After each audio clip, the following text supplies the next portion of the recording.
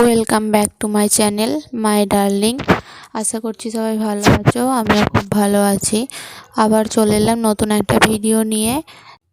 আশা করছি ভিডিওটা তোমরা শেষ পর্যন্ত দেখবে, দেখলে হয়তো তোমাদের ভালো লাগবে, জানি না কেমন লাগবে।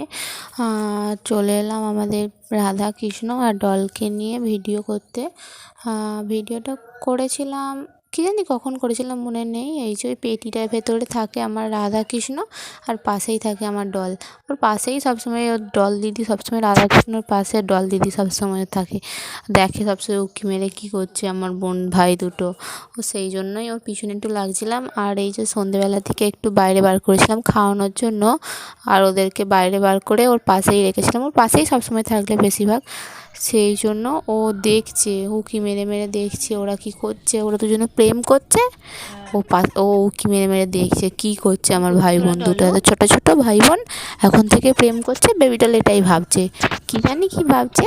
তোমরা ভিডিওটা দেখো, আশা করছি খুব ভালো লাগবে। আর তোমরা প্লিজ ঠাকুরের কাছে প্রে করো যাতে আমার রাধা কৃষ্ণ আমার ডল সবসময় ভালো থাকে, আর এভাবেই আমার পাশে থেকো। আর প্লিজ চ্যানেলটা সাবস্ক্রাইব করে দাও, এটুকুই রিকোয়েস্ট রইলো তোমাদের কাছে। ওকে, টাটা বাই বাই, সবাই ভিডিওটা দেখো শেষ পর্যন্ত।